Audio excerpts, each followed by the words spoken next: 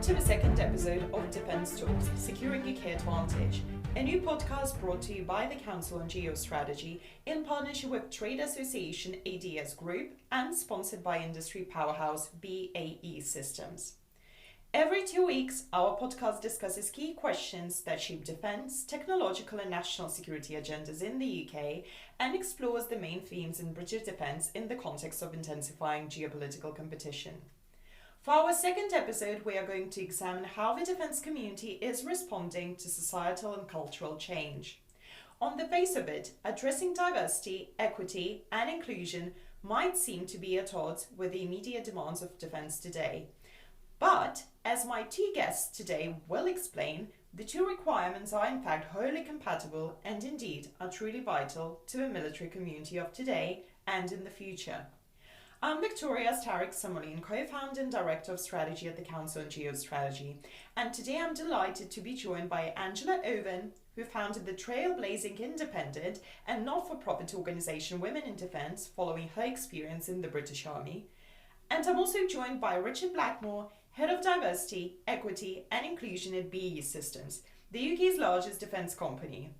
I'm very keen to find out from Richard what the company is doing, not just to encourage more women into defence, but also to support others from marginalised and disadvantaged groups. So Angela and Richard, welcome. Could I start by asking here, for the benefit of listeners, if you might explain the Equality Act and what we mean by equity and how it's different from equality?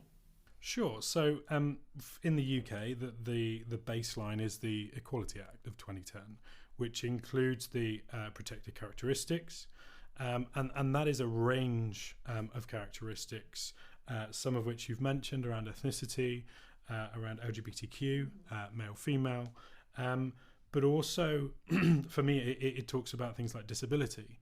And I know for a fact, because I've had a lot of experience from a mental health perspective on both sides of the coin, supporting and experiencing, that mental health has come up on our agenda more and more and more. And then that dips into things like neurodiversity now that we talk about within the business. So it's forever evolving, which is, I was talking to a colleague walking across here actually. It's one of the big things that I love about my job is that every day is different, every week is different. And I think it's now becoming more and more important for not just us as a diversity, equity and inclusion function to be au fait with whatever the latest thing is in the world or focus. You know, we've had Black Lives Matter, we had the pandemic, diversity, equity, inclusion, all of those were spikes for us. But it's kind of like, what's going to be the next? What's next for us? I'd never have imagined that mental health would now get the face time it does in our industry and any industry, especially one that's heavily male dominated. But to now be speaking about things like neurodiversity, that's also another step forward in my eyes. So diversity, equity, equality, inclusion, it can get very confusing. So diversity is what we're aiming for.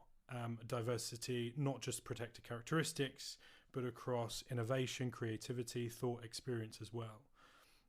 The equity, so equity and equality, the difference between the two is, so equality is where we treat everybody the same. Everybody gets exactly the same. But equity is around equal opportunity. So understanding that not everybody starts from the same position. So equity delivers equality is probably the best way I've found. But you can look on Google equity versus equality, and there's various pictures that really, really help. And one of them was around, everyone's probably seen it, the interviewer sat at the bottom of the tree and he's got all the different animals in front of him of large and small proportions. And the interview is climb that tree.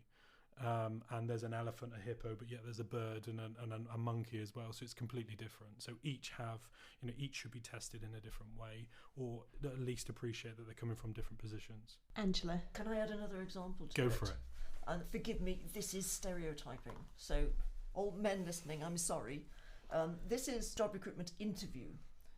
If you hold it at 9 o'clock in a city a little bit away, say you're holding it in Bristol, and you've got a man going for the interview, you've got a woman going for the interview, and you've got someone who uses a wheelchair going for the interview. The man may be able to go up the night before, stay in a hotel, arrive completely refreshed. The woman may have childcare responsibilities, so has to get up really, really early, get the children off to someone else to take them to school, arrives flustered at the last minute. The wheelchair user might not even be able to access the room that the interview's in. When you get it so that it is fair and equitable for all three, that's equity. Mm-hmm. If you just have the interview at 9 o'clock, that's just being equal. I once had it spoken about of the minorities being given the opportunity, whereas the majorities being given the choice. So they'll always have the choice, whereas the minorities may not ever have the opportunity. So inclusion is exactly what we want people to be able to feel. That's the tangible part that leads all the way through to belonging. And inclusion for me is that part where you can come to work, you can do your best, be your best, and deliver your best for the business. So diversity, equity, equality, and inclusion. Thank you both so much. I think clarifying these terms and giving this context is really helpful. So, what are the benefits of greater diversity in the gender community? Do you know, I think Matthew Syed, in his book Rebel Ideas, a very well-known book, probably sums it up, or tells a story that sums it up the best. He talks about how the CIA at the time, when Osama bin Laden was just beginning to emerge, was made up primarily of white male Protestants.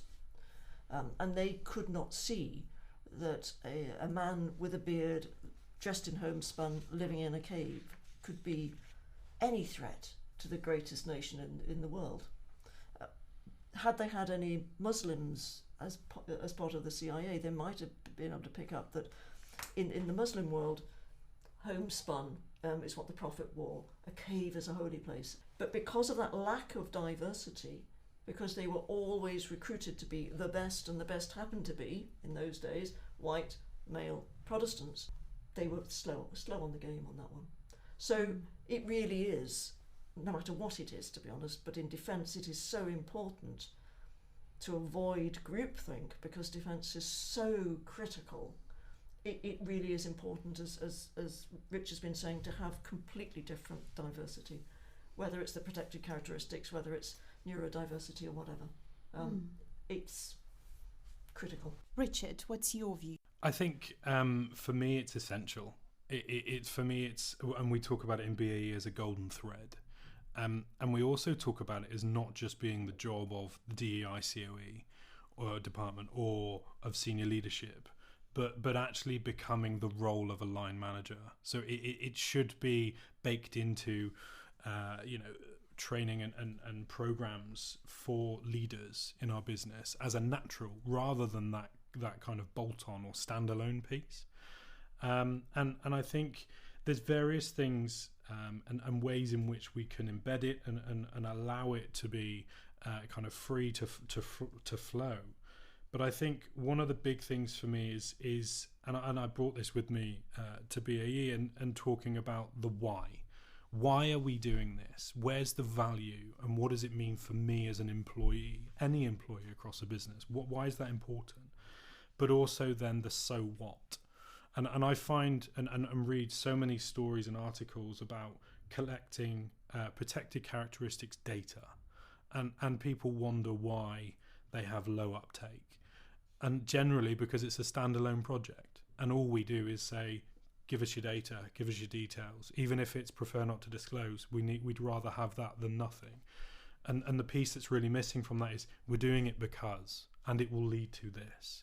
And for us in BAE, we're on that journey to ensure to all of our employees, when we do things across the business activity with DEI and programs of work, that we call it self-ID, but self-ID is baked in rather than a standalone piece. So it's many different forms, but the why and the so what for me is helping to demonstrate the value add to our employees. So it's vitally important. I looked up a RAND report from August 2022 on leveraging diversity for military effectiveness, and it states that in an evolving strategic environment, the armed forces need to effectively leverage all available advantages, including those stemming from their workforces, to maximize strategic and operational effectiveness. And broadly, the conclusions of the report are very similar to what we've just discussed. Now, on another note, I feel that some of our listeners might be thinking, right, well, all these points make sense, and it's really important to focus on diversifying our defense community. But also they might question whether this is the main issue that we should be focusing on nowadays in the current geostrategic climate. So, Richard, in your view, does the defense sector have the bandwidth to tackle diversity at the same time as meeting other priorities? So, I think to start with, we need to get over seeing inclusion as that add-on or something fluffy. So, yes, I believe we do have the bandwidth. And I think we need to.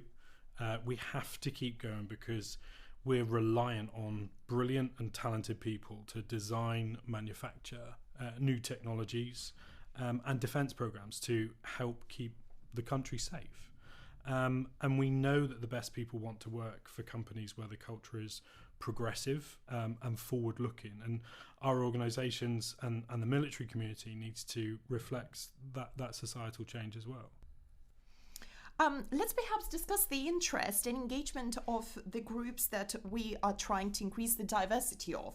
So, Angela, maybe from your personal experience, for example, how the situation looked like when you joined the armed forces and how you feel it looks like now when you are representing the non-profit sector and also are involved in the corporate world as well. I think the sector has a perception problem. It is seen as mainly guns and bullets when there is so much more than just the infantry, say, or the guns and bullets side. I mean, practically every single professional role that you could find outside of defence, you can find it within the sector.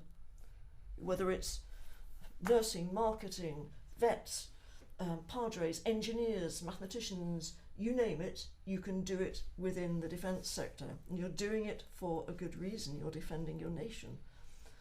And if you think about scientists or engineers, if you are an engineer, think of the vast array of equipment, and Richard can probably talk more about equipment than I can, that you can work on. Whether it's an aircraft carrier, a fast jet, or smaller equipment. It's just incredible. So much more that you could do within defence than you can do outside. So, if I was recommending defence to someone, I would say if there's something you want to do outside, why not do it within defence and protect your nation at the same time? Richard, you mentioned earlier that the best people want to work for companies with a progressive and forward-looking culture.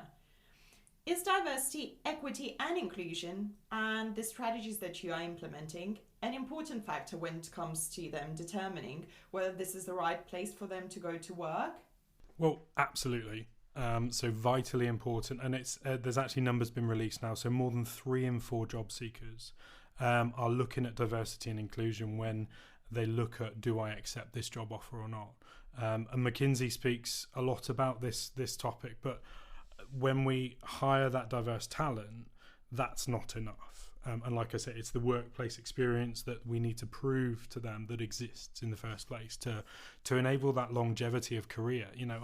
I've heard it quite a few times since I've been in this business, in this industry, around it's not a job for life, it's a life full of jobs. But being the biggest defence contractor in the UK, we should be able to offer that career and those jobs for life at least more than one step for us. So for us, it's not just the attraction piece, it's the retention, the development, and the longevity of having those diverse candidates within our business. How does this compare to previous generations, for example? Sure. So the business from a diversity perspective. Yes. So obviously diversity, equity and inclusion for me, it's not new. It's not new at all. And, we can obviously date things back from a gender focus, from an ethnicity focus, etc. But I think where we've seen potentially that critical mass now around diversity, equity, inclusion as a whole is actually the benefit that it brings to the business. And I remember from businesses past that I've worked for, people talking about, well, it's just the right thing to do. Well, it's not just the right thing to do. It absolutely makes business sense. And we talk about a diversity, equity and inclusion life cycle in BAE. And it talks about diversity, equity, inclusion linking into belonging. And then the output of all of it is actually high performance, high performing teams, diverse teams, but also looking at diversity outside of protected characteristics, which we tend to dip into in the UK and have that focus. But also we need to look at the diversity of creativity, thought, innovation and experience, and make sure we're fostering those in all our teams to create those more innovative ways of working and lead through to the high performance. So I read that 7,500 people from your company's UK workforce have chosen to belong to an employee support group.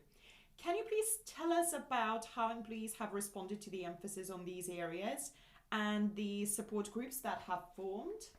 So within BAE, we have seen a year-on-year accelerated growth. So we can, for our ERG, so employee resource groups, and these are groups focused on those in our business who may feel they're a minority, but can then get that peer support through those. So we this year have grown our members of those, both allies and those who see themselves represented by those groups, by over 20%, which is huge. And our numbers keep on growing year on year. And that covers 6 main areas. And here's where my test comes. So Outlink looks after our LGBTQ community. VetNet looks after our veteran community. So GEN, which is our gender equity network, looks after gender balance and gender equity within our business and supports and peer supports there. We have Embrace for our cultural and ethnic diverse communities. Mindset looks after and brings knowledge around mental health and well-being to the table. And Enabled covers our disabled community, so those with disabilities, but also those who may be neurodiverse as well, or may have learning difficulties. And it's important to make sure that those are separate. So those are our 6, and the growth of those is moving monumentally year on year. So it proves that the requirement for those as well is vitally important. One of our peer support groups, and our peer support groups operate underneath our ERGs, that's been really key in recent times has been Pause for Thought, who raise awareness around the menopause within our business, and has also led us and helped us to become a menopause-friendly employer. So each November, Women in Defence hosts its annual awards. And this prestigious event in its 8th edition is the highlight of the continuous work that the organisation does to accelerate the transition towards a more balanced and inclusive defence enterprise. However, as of today, women comprise only around, 20% of the workforce in the defence sector. Angela, what was the main motivation to establish Women in Defence UK? I wish I could say that I had this fantastic vision of what it was going to be and why we needed to do it, but the truth is that I left one male-dominated community, which is the British Army, and joined a consulting company working in the defence and security sector, another fairly equally male-dominated society. And I'd go to conferences and there'd usually be 100 men in the room and maybe half a dozen women, and it was just so nice to see the women that I thought I'll set up a LinkedIn group. And that is literally how Women in Defence started. As I said, I'd love to say, oh yeah, we'll do an awards, I knew all of this 12 years ago, but I didn't. I just thought, let's just be nice to see some women. So last year I had an opportunity to attend the awards ceremony. It was really an impressive event celebrating the most successful women in the sector and promoting the diversity. It was wonderful to watch it and to be a part of it. But of course, the important work that you do does not end with the awards ceremony. There are so many other things that your organisation is focusing on. Could you please tell us more about the main activities of Women in Defence and also the key goals of your organisation? So our key goal is around accelerating gender equity in the defence sector, so across the whole of the enterprise. And by gender equity, we don't mean just for women, we actually also want to make it better for men, or try and help to make it better for men. And the example I will usually use is that in many companies, many organisations, maternity leave is great, paternity leave is still the statutory minimum, which is paternity leave and pay is 2 weeks, which means that men arguably don't have as much choice. So accelerating gender equity is what we're about. We're also one part of the 3 legs of something called the Women in Defence Charter, which was formed in 2019, the other 2 legs being the Ministry of Defence and Defence Industry. Our motto, Women in Defence UK, is the famous Emmeline Pankhurst, deeds are not words. So what do? We're all about helping organisations to change. How do we do that? What deeds do we do? We have 3 strands of work. The first one is challenge, through our interviews of senior officials and military officers. So this year we've interviewed David Williams, Permanent Secretary, the outgoing Chief of the Defence People, Lieutenant General James Swift, GOC Army Recruitment and Initial Training, Major General Tom Buick, about Army recruitment, especially of women. And we're interviewing Chief of the Defence Staff, General Sir Patrick Sanders, later this month. These are real interviews then about their ED&I initiatives, and they genuinely agree the first question, and then we ask them whatever we want. So that's challenge. Inspire, you introduced the awards at the beginning, now in their 8th year. Since we started, we've had over 3,200 nominations. It's open to anyone who works in defence of the United Kingdom. So 7 categories are women only, 3 are any individual or teams, 10 categories in all. We open for nominations in March. We close in mid-May. We do judging. Well, I don't do judging. The fantastic judges do judging throughout the summer. We announce the shortlist. We've announced the finalists. I have to think where we are. And the finalists go to the dinner, which is later this month, when the winners are announced. It's a brilliant programme, because what it does is to say to individuals who work in defence of the nation, you are really good. Someone has cared enough about you to write a nomination on you. They get an email from us saying, congratulations, you've been nominated. Irrespective of whether they make it to the shortlist, irrespective of whether they become a finalist or a winner, that is worth its weight in gold. At the dinner, it is probably the only defence event I can think of where the gender split is 50-50 in the room. Now even that's worth a lot, and I've got Rich nodding at me across, no, I agree with the that. table. And it means that I can say to the women in the room, the finalists, look, you're great, you're brilliant, you don't have to be a pseudo-man, you can be authentically yourself, and look at you, you're brilliant. And I say to the chief execs and the senior military, and these women, they work for you, and what are you doing to help them? So the awards are sort of a force for good in their own right. But there is something I really want to talk about, which is our new piece of work, which we're calling Critical Mass. Now, I talked about the Charter, the Women in Defence Charter. That has an ambition that by 2030, 30% of roles at all levels in the sector will be filled by women. That's the ambition. Individual companies have their own targets, set their own targets, because we recognise that they're on different stages along the journey. And the Charter is about promotion of gender balance. You know, that it has a focus on trying to get more women in. How does that link to critical mass? Well, you could argue that when we reach that 30%, we will reach critical mass. By the way, just to tell you where the stats are at the moment. So the Charter does an annual data report. This is the 3rd one that was released in the summer. The public sector, so that's the armed forces and the civil service, between them are at 20% women. Within that, armed forces are at 12%, civil service at 41%. Private sector are at, and this is for nearly 200,000 posts or roles, is at 29%. So overall, the sector is now at 24%. So it is improving. It is getting there. Is there a reason why 30% is the number that you selected? It was achievable. It was achievable. We thought it was, if we put it too high, people won't even try. If we put it too low, it's too easy. And we looked at the stats and we said, no, we think 30 by 2030 is achievable.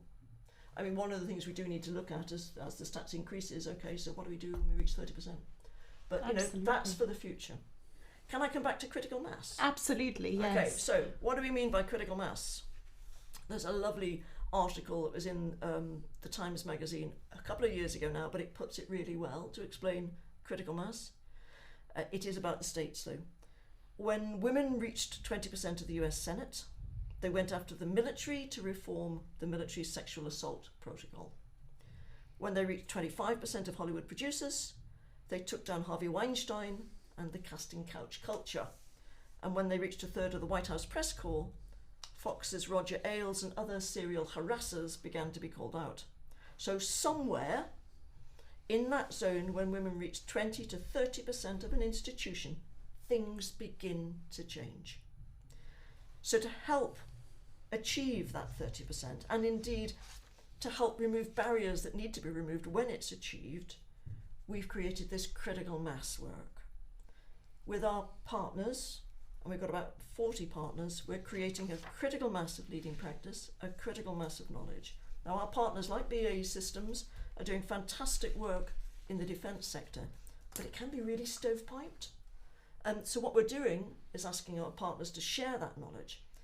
We kicked off with a summit in July, Changing the Face of Defence. How do we attract more women into the sector? And we've followed this up by creating a critical mass community where partners share what they're doing. Rich and BAE Systems were first up on this, talking about gender-coded language in job adverts. So that's the critical mass work.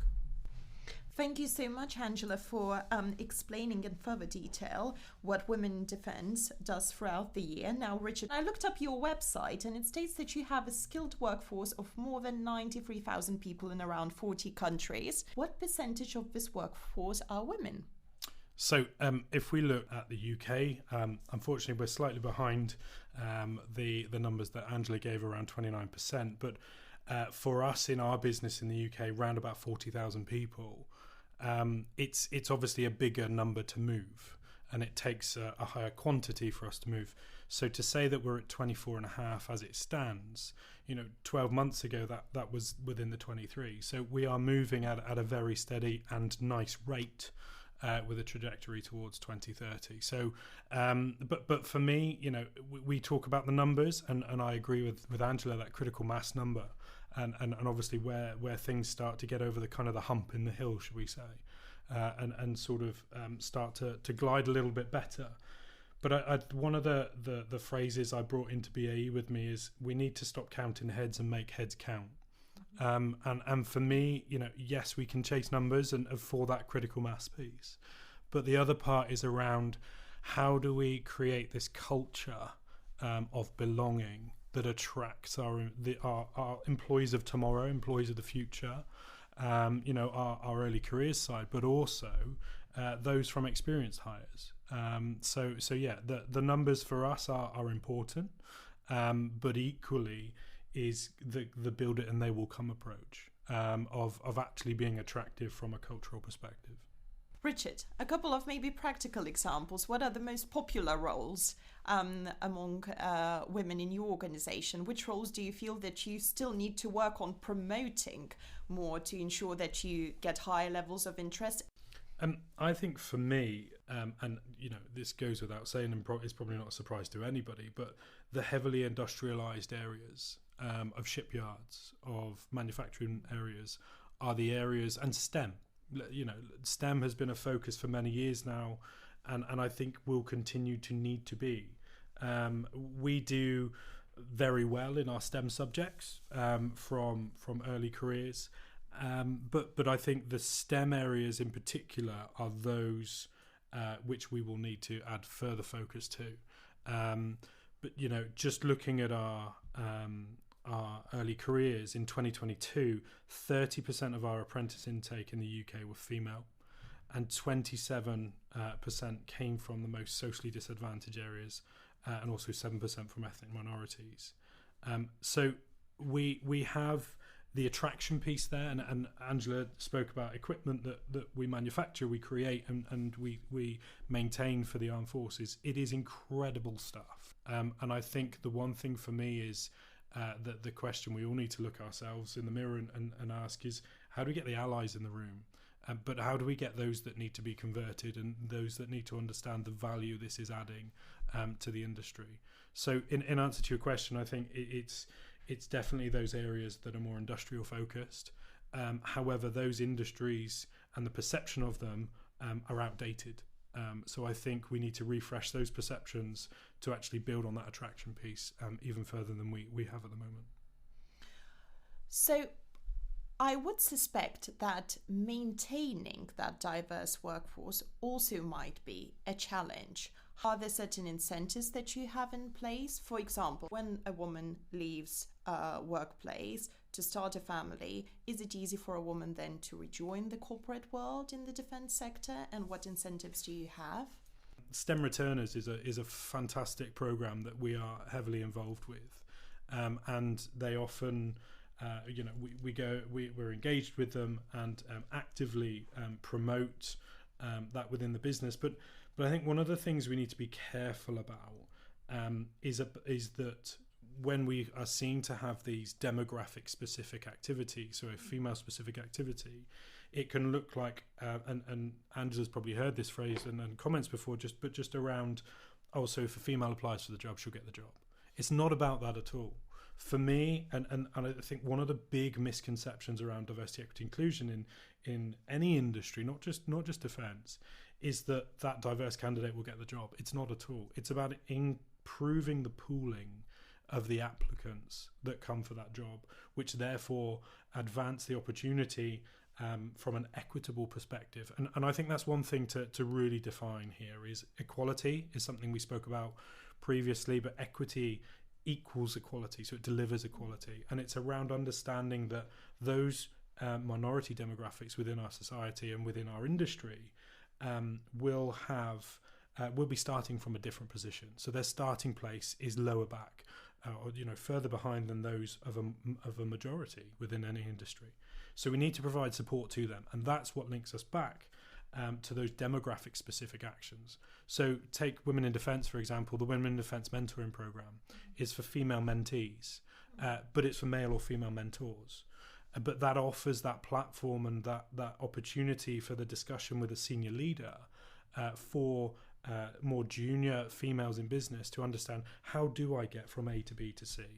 And I'm on my third mentee now, and it's fantastic. And all three, the third one's just started with me, but the other two are still having that. We're still having those conversations.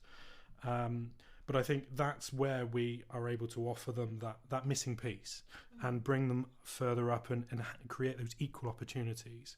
And I think that's one massive misconception in the world of DEI, is you're just going to give the person of an ethnic minority the job. We're not. It's all about the pooling and the opportunity to even apply for that job in the first place. Can I just add to what Richard talked about? I mean, the other thing that I think organisations and companies can do if they want to get women returners and attract women in the first place is to look at their job specs.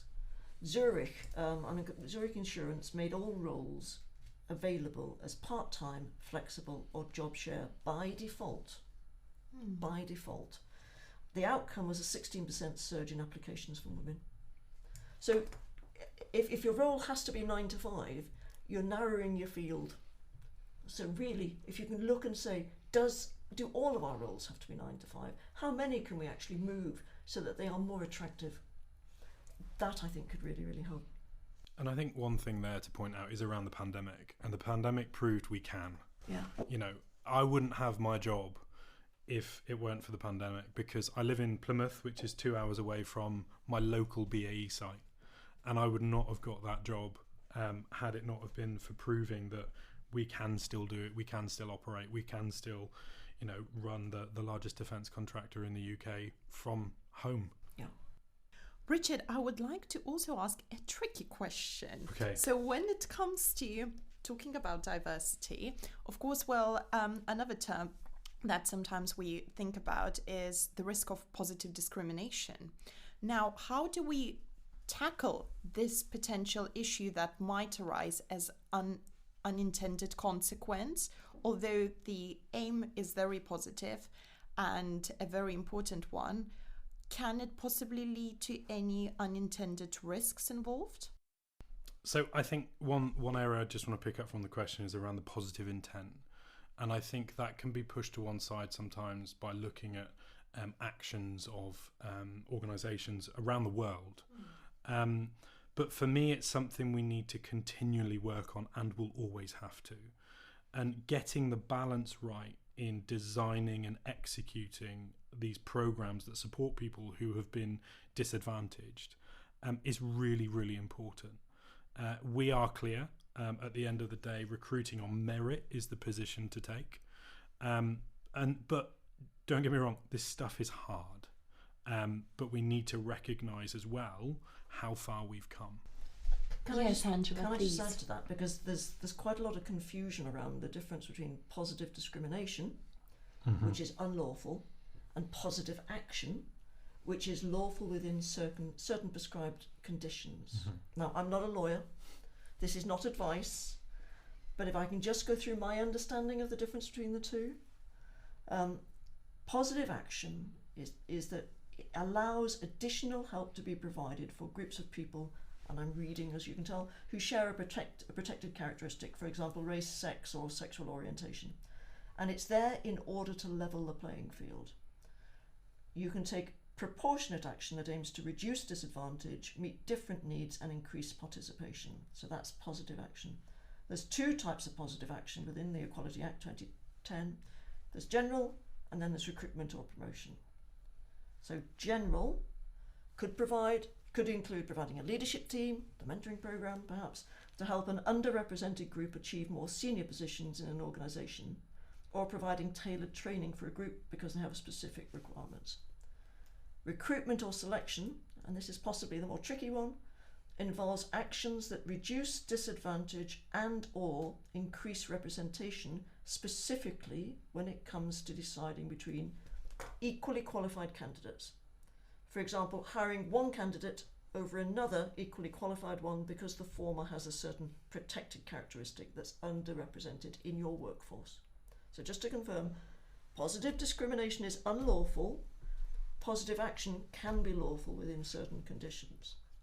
Can I just give you an example of positive action? Yes, practical examples always are very useful. Okay. At the summit, so our Changing the Face of Defence summit, the security service shared their positive action interventions in attracting women, which included things like inviting women to register their interest, providing insights into the organisation, into what MI5 does, building greater awareness of roles and culture, myth busting, and introducing a wide range of internal initiatives to support progression. Now, the security service has actually reached over 50% female recruitment. I interviewed, as I said, Major General Tom Buick at DSEI. The Army gets around 20% initial applications from women, but women tend to fall away more quickly than men during the sort of the wait while the process works its way through.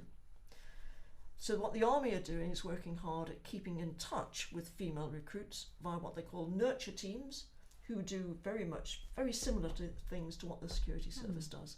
So they answer any queries, they're on hand, they keep women up to date on what's happening with the process. So positive action is possible. Positive discrimination, no. Thank you so much for clarifying this, Angela, and it's really very helpful to understand. We touched earlier in this conversation on the point of attracting diverse workforce. We also touched on the issue of maintaining that diverse workforce, and we used one practical example. But another important point that I feel we need to talk about are also role models that, new up-and-coming people who want to join the organizations, the civil service, the armed forces, the corporate world can aspire to. And I feel that Women in Defence Awards are an excellent example of celebrating those role models and showing what is possible and what is possible to achieve. Maybe we can discuss a bit more maybe this still existing issue of the lack of those role models. So we celebrate them once a year at that award ceremony, but what are other ways of promoting those role models throughout the year? Angela, is there anything that you do? It's really interesting. One of the organisations we brought into the summit, sorry to keep mentioning the summit, but it was really good. It was. It was really good. Is we brought in the Football Association to talk about women's football. Because that is, how on earth did you get women's football off the not only off the ground, but at the high level it is, in a sector that has been so male dominated for so long? And one of the key things they talked about was really using their role models, getting their role models front and centre. Do we make enough of the brilliant role models we've got in defence? I don't think we do. I really don't think we do. I think I think there's more we can do. I think there's more defence, the sector can do. I think there's more industry and the armed forces can do. Everyone's trying, but I just think there's more we can do. Exactly what it is, I'm not sure, other than we need to do more. Richard? So I'd probably share internal examples for us as a business, and it would point at our EC, at our highest role models that we have available to us. So in January this year, we redesigned we used to do a diversity, equity, inclusion newsletter on a monthly basis, and what we found is it was a bit of overload, if I'm honest, because we did a lot. And we put it in a newsletter or an email, and it went out. But from January this year, what we've actually done is we now do a quarterly edition, and they are headlined, may I say, probably by EC members, so our executive committee. But they're not headlined from a business perspective. They're headlined from reminding people that these are human beings, reminding people that these people have personal lives as well. So we've had Julian Cracknell, our CTIO, speak very openly about mental health. Gabby Costigan, who is an Australian veteran, spoke very openly about that as well very recently. Brad Grieve, who's our CFO, was very open about his family story, coming from America, and kind of his values and morals as a person as well, and how that fits into supporting his daughter from a gender perspective as well. The amount of great feedback we've then had from that, of saying, I'd like to be in that position one day. I can see that they're a human being. They deal with life and having families out of work, but they can still be the absolute incredible role models that they are. So I think that's one really great example that we've had of late, and especially through this year, and it's built momentum. Now so much, like I say, that it's sort of built a bit of FOMO as well, which is great. Angela, the annual Women in Defence Award ceremony is coming up, so I'm sure you're very busy preparing for it because it takes place later this month. Could you please tell us a bit more what we can expect later this month at the event? Oh, wow. So recently I was actually doing a site visit, and I stand on that stage and I think we are so just privileged to be there. At this year's event, we also have a Women in Defence Charter category in addition to the Women in Defence Awards, and I can say that BAE Systems are one of the finalists, the 3 finalists for that charter. Well deserved as well. Rich, I can talk about it. You talk about it. So I got to go for the first time last year, and it was fantastic, and it's great to see that feeling in the room of we are making a difference. But I think the one thing that I always come away from those types of events and conferences around that female representation within the defence sector is, let's not get carried away, because don't get me wrong, the Women in Defence work has done massive impact and positive action for our industry, and we are lifting the dial. And unfortunately that is so true of we are barely off the bottom. And when we talk about those stats around the 30%, that the critical mass, etc., and it's the so what from that, and that's the bit I think probably concerns me even more so when we get to 2030 and we hit our 30%, is how do we keep that going? But I think when you sit in that room, and I spoke earlier about how we need to not preach the converted, but we need to make sure we show the value of that to everyone else. Those events do that. They absolutely do that. And if I digress slightly to the LGBTQ in Defence Awards that were held, it's the first ever. It's 2023, and it was the first ever LGBTQ in Defence Awards this year. And for us, it's so important to be involved with Angela and Women in Defence, with LGBTQ in Defence. We look at disability, we look at ethnicity, all across the board. But for us, it's how can we do so much more than we are, but also appreciate that this is small steps. When I came into DEI in 2019, that whole thing of we're looking for the big bang. We're not. We need to be the sum of our parts in this topic, and unfortunately there isn't a big bang. It is a sum of its parts. We chip away, we build momentum, we get to critical mass, but the hard bit's going to be staying there. This bit now is that drive and that forming, the storming, and we get to that norming level. I think that's going to be a lot harder than what we're experiencing at the moment, but this is already hard. Can I add? I love your impatience, first of all. I think your impatience is brilliant. I suppose I've been impatient for 45 years as a woman in defence. But look what you've achieved so far because of that impatience. I haven't been doing it for 45 years, but it is changing. With that sort of perspective back over when I was commissioned into the army and I was taught flower arranging and don't sprinkle your salt and don't worry about the salt course, dear, because you're a lady and you'll never get over one. Things have changed so much, and I think they are accelerating. They are so accelerating, and for me that is, I can actually say I can see it changing. I can see the snowballs starting to gather pace. Like you, I worry what happens when we do reach that 30%, because it's not tick done. No. It's not job done at all.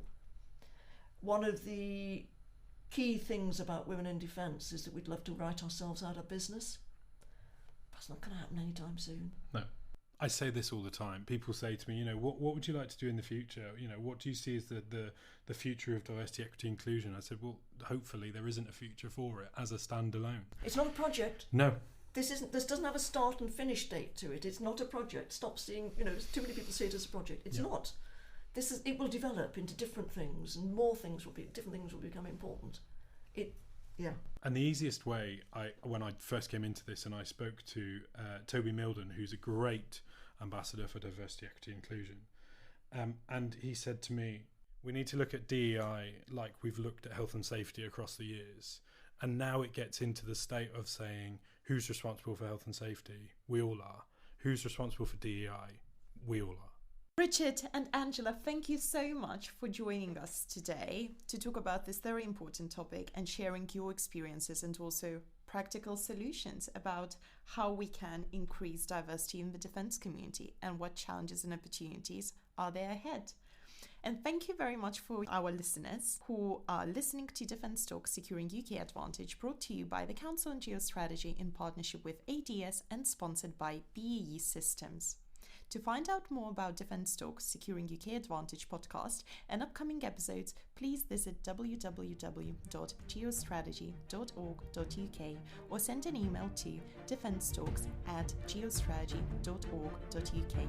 Until next time.